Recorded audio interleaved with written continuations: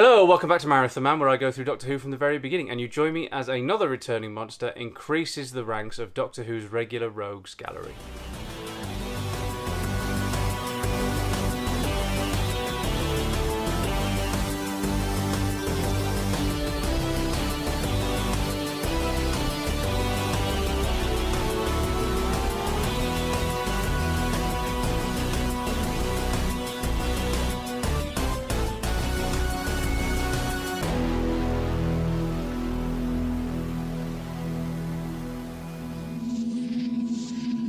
Following in the footsteps of the Dalek invasion of Earth, the Moon Base and the Web of Fear, we find ourselves presented with the fourth monster to get a sequel. And, like the Daleks, Cybermen and the Great Intelligence and the Yeti in those stories, the Ice Warriors come back with a story which I think is better than the original.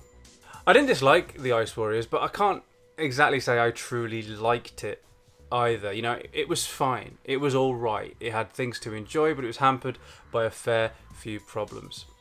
And what I think has become apparent with the second rounds so far, be it Dalek, Cyberman or Yeti, is that they always end up seeming much more streamlined than the first rounds. Without having to introduce the antagonists and just get on with them causing trouble, the story frees itself up to do all manner of things, like better set up the supporting cast, better set up the backdrop against which the story takes place, have the monsters be one step ahead when the story starts, or just get on with them being absolute bastards.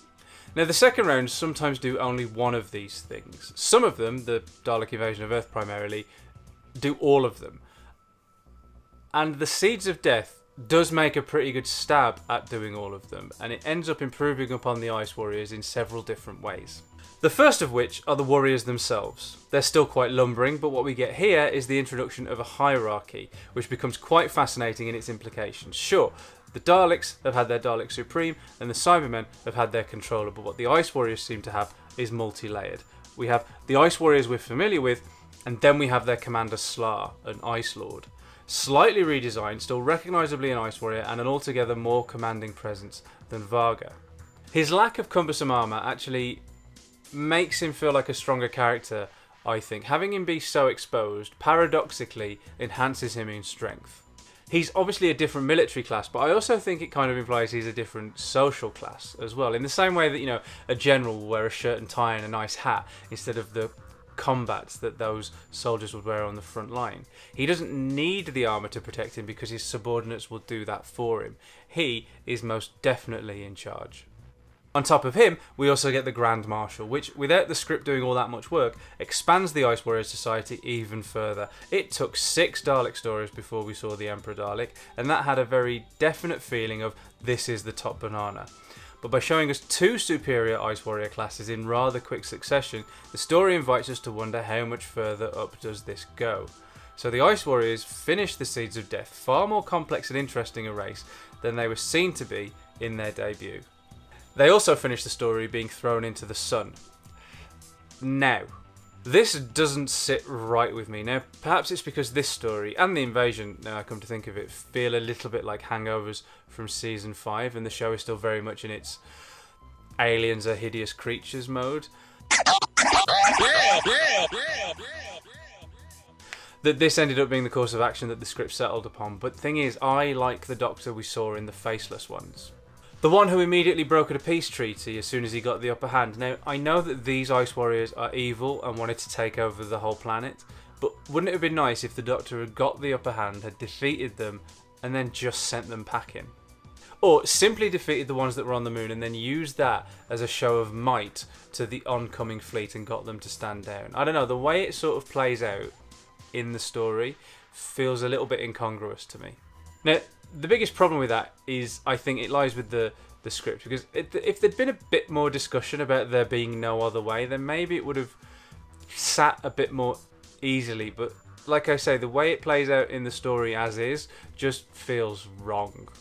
As the Triton years wind down, it could be looked at in the context of this being the Doctor getting a little bit out of control, and what happens to him at the close of this season is sort of like the end of that trajectory. But deep down, I think that that's just being kind. I've no doubt that that's how it would be done if it was made today. I just can't see that that's how it was done back then. So I've got to conclude that dispatching the Ice Warriors in this way at the end of the Seeds of Death feels like a misstep, which is a shame because otherwise the Seeds of Death has been progressing really, really nicely, and that only makes the said dispatching of Ice Warriors stick out all the more.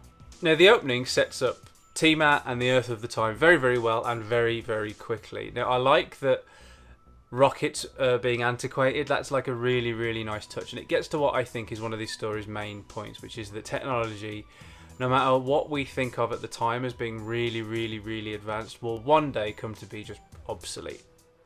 That the characters then have to rely on what is to them outdated forms of technology might seem incidental, but it's actually one of the driving forces of the story, and it's what makes it work as well as it does. Not only are the humans forced to rely on technology that they'd abandoned as a society, they've also become complacent and had their newfangled technology used against them. This is like a hacking story all the way from 1969. The Ice Warriors are cyber terrorists and they've preyed on humanity's lack of safeguards, and that just makes me like it all the more. So, do the cast. I like the character of Fusham. He's very well sketched. His dilemma is given some weight rather than him being written off as a coward, which shows a great deal of care not shown in that aforementioned sunny denouement. Initially, he acts out of cowardice, but from there he's given quite the journey, more so than a supporting character might usually have. He eventually comes good, and that is an effective moment precisely because of the toll his helping the Ice Warriors has taken on him. Kelly is great as well. She is headstrong and doesn't let herself get pushed around. She's also given a position of authority and wields it, as well as having the flaw of believing so devotedly in Tiamat.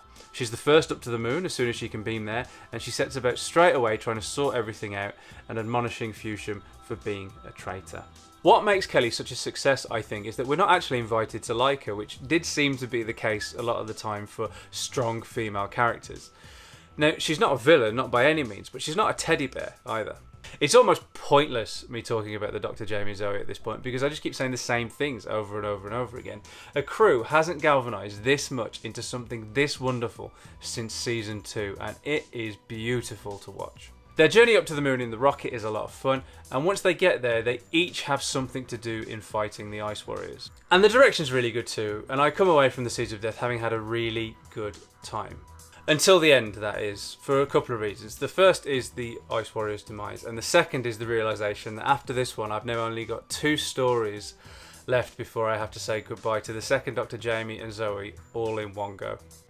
But that's a bridge I will cross at the time. For now, after 237 episodes, I will say that this story has made me like the Ice Warriors very much, and it's given them their own USP, namely their class system. It throws up a whole load of questions, and it's no coincidence that in their very next appearance, all of that will be expanded upon, along with their very nature. Fusham's character arc is not like anything the show's done before, and it really, really works. The Ice Warriors going into the sun.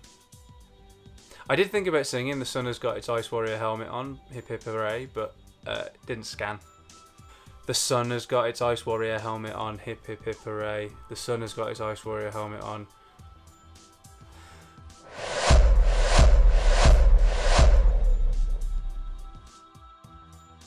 As ever, thank you so much for watching. If you enjoyed this trip to the moon and back, then you know how YouTube works. Please do give it a like and share it around. I would be supremely grateful.